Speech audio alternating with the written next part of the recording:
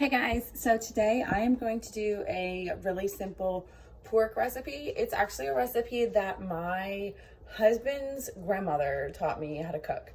She's Dominican and she does not speak English, and the way we connect is in the kitchen. So she came over to our house a few years ago, and on that trip she gave me a wok. Like, why is this Dominican woman giving me a wok to cook in if you don't have a wok? This recipe is the only thing I use the wok for. Like, I keep this ginormous pan in my cabinet, taking up all this space because, first of all, the recipe is delicious, and second of all, it's so simple. I make it all the time. All you need for this recipe is pork chops.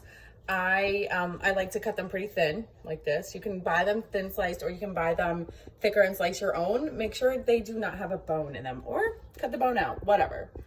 A green pepper, an onion, and equal parts of salt, pepper, and garlic powder. That's your entire ingredient list. Pork, onion, bell pepper, salt and pepper, garlic powder. 5 ingredients, guys. 5. All you do is you chop up your pepper. You're gonna put it in strips, right? Make it easy for yourself. And an onion, you're just gonna cut it in rings. So there's not a whole lot of prep time. And then while I am cutting my veggies, I'm gonna put some olive oil in my wok on a little over medium, but not quite medium high. And then we'll toss the onions in, brown them up, toss the peppers in, salt, pepper, and garlic powder our pork, cover it, and that's it. It's so simple and so delicious. Here we go. All right, so here we go. Chop the top and the bottom of the onion, put a little slice right through the side, and then peel it right off like that. Just so simple. And then you're just gonna cut, chop, chop, chop, chop. That's it. When it comes to the pepper, I just put one slit down the side. I open it like this. I just rip mine open, grab the middle, take it out. Now, since these are just for, like, you know, the base ingredients, they're not for looks. It doesn't matter how you cut them. They don't have to be beautiful. And then while I was chopping my vegetables, I got a little bit more than a little olive oil. So you're gonna coat the bottom, and then you're just going to slip your onions in like this. It doesn't matter. Look, I didn't cut all of them perfectly. Doesn't matter. So you're gonna do that, and then let them brown. Don't let them get too dark too fast. So I usually let them sit. I add just a tad of salt, just so that, you know, you're salting each ingredient. And I'm gonna turn it down a little bit. It's a little high for my liking. And then while these onions sit here and get nice and brown, I am going to take my pork out of the package, lay it on a plate, and I'm going to top it with equal parts of salt, pepper, and garlic powder. And then we will add, as soon as that's done pretty much, we'll add the peppers into our browned onions. And then you just lay the pork on top and cover it. All right, so my onions are looking nice and brown, not too dark. They're just gonna be like the bed that you're cooking on, so you don't want them to get too dark. They will continue to cook, so do not burn them. All right, so the onions are brown enough. There you go. And then you just add in your peppers and turn the heat down under medium, so between medium low and medium. You don't want, like I was saying, you don't want these to burn. All right, so you add in your peppers, grab a little bit more salt because you salt everything, not a lot, just a little bit.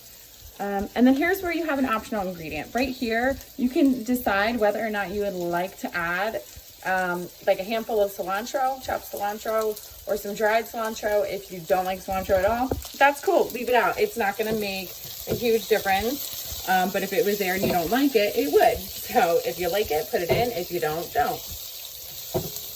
Pretty easy. There's not too many rules in my kitchen.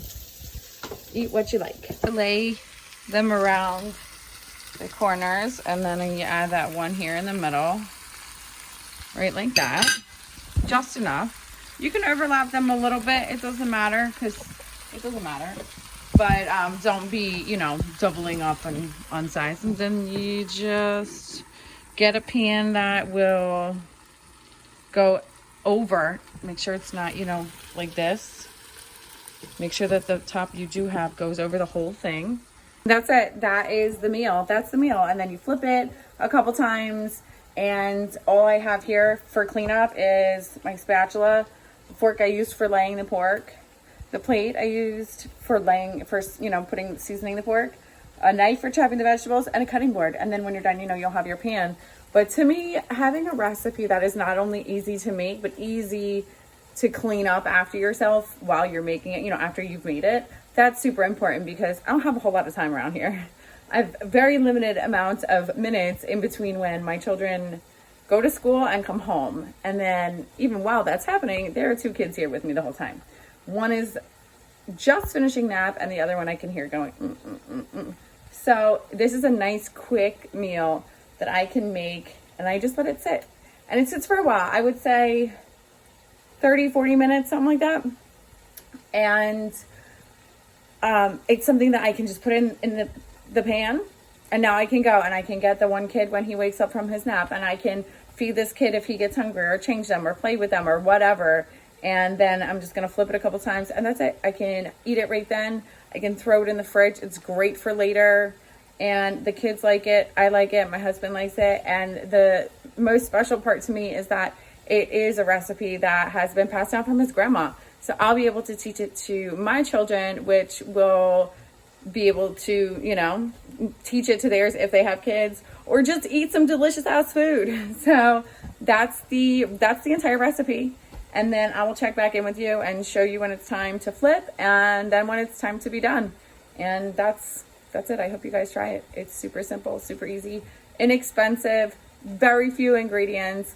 Definitely something a beginner in the kitchen can make, and definitely something that if you're not a beginner in the kitchen, it's so yummy that you're going to want to make it.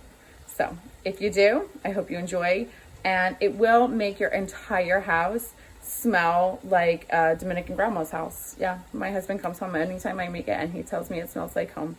So I hope you guys definitely go to the store. And a lot of the other things, you know, these are pantry ingredients.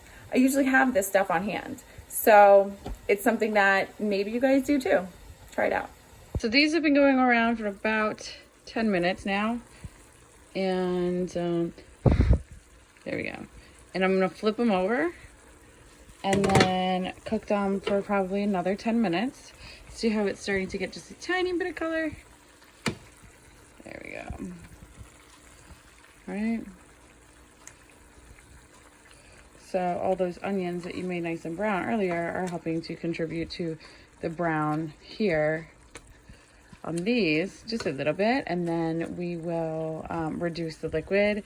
So this is the level of brown that I think is just perfect. And then underneath are your peppers and onion, pepper and onion, or multiple if you are making more than one batch. And that's all there is to it. I will be I'm just going to cover it and move it off the burner